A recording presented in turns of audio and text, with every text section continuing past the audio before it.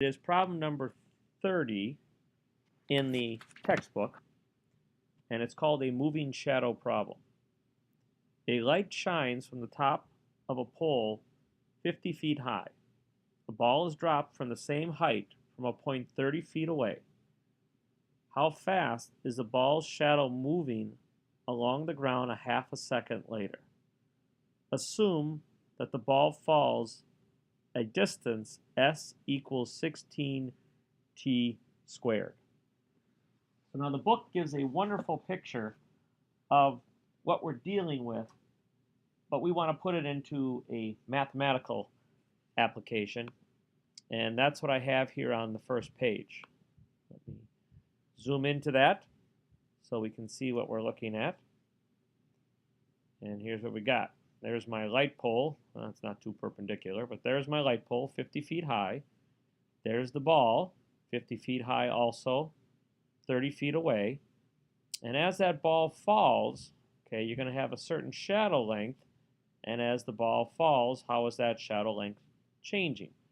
What I created here, because of the light flashing down as the ball goes through, is a nice right triangle. So the hardest thing to overcome in the beginning, if you didn't have the pictures, how are you going to create this picture?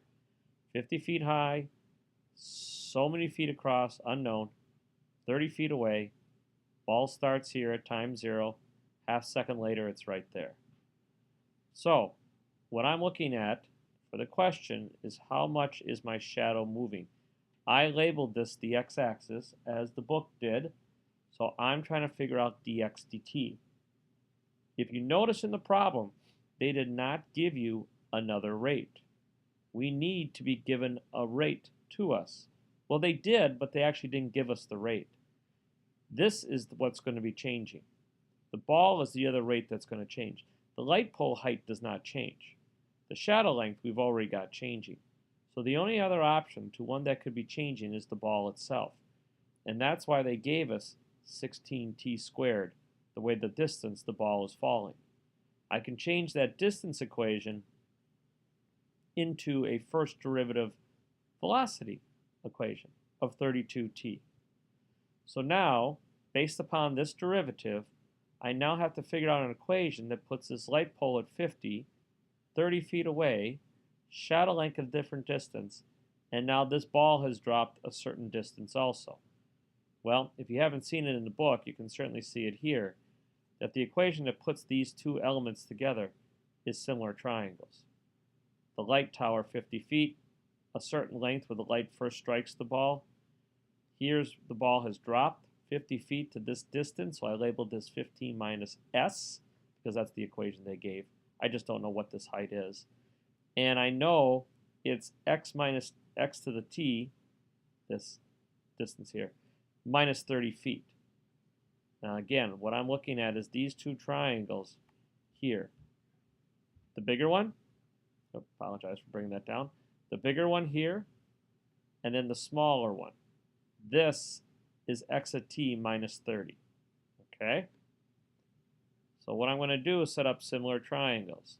Now there's a few things I still have to find here. Well, first of all, I set up my proportions.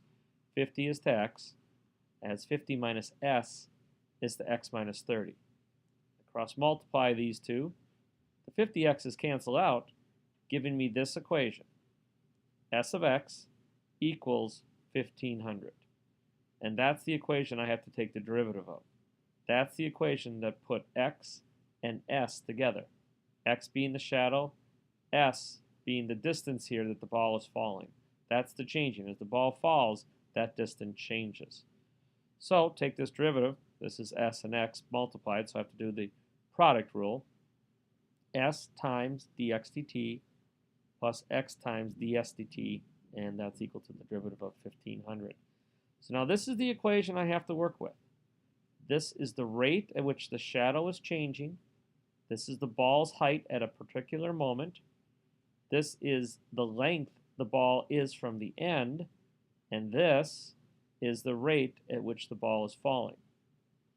So let me jump to a second page here and show you what I did off of that. First thing I did is take this equation, and I got dx dt by itself. I will give you a view of that. There it is. So rewrite this to get the way the shadow is moving as this rate. Now, I have an unknown, a value, and an unknown. So I've got to fill these two in. I know the way the ball is falling. The derivative is 32 feet per second. Got that from this particular page when I took the derivative of 16 t squared. So I can fill this in this spot. But these are the two values I have to find. Now, if you remember, the problem was saying this was a half a second into it.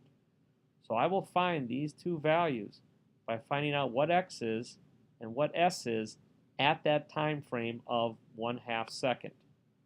Let me expand that out. And let's zoom in. And let's take a look at that. So I've got my two triangles that I had on the previous page. Here they are. And now at a half second, when s was 16 t squared, if I put a half second into it, that means s would equal 4 feet. That means the moment the ball started 50 feet high and fell to this point a half a second later, it fell 4 feet because the position equation was 16 t squared. And when you square a half, you get a 4, and 16 times a fourth is 4. So the ball originally was 50. At this point, it's now 50 minus that amount, so it's 46. So now I have my value. The thing is, I don't know this x distance. I know I took 30 away, but I don't know what this distance particularly is or was at the very beginning. But that's where my ratio will take over. Remember the ratio. 50 is to x, there it is, as 46 is to x minus 30. If I cross multiply that, I will get that the original length was 375 feet at 1 second. When that ball fell from here to here, this length was 375 feet. So now I know this value at a half a second, I know this value at a half a second, and I know this value at a half a second. And I can fill those in. 375, the negative came from up top here. Okay. 375, the rate was 32t, s was defined as 16t squared. What's happening at a half a second? Put that in, and there is how our shadow is moving. An incredible negative 1,500 feet per second. And that is our answer. A very tough homework problem. But if you notice, it's at the end of the problems of 4.6. And these are the types of problems that they would ask on the AP test.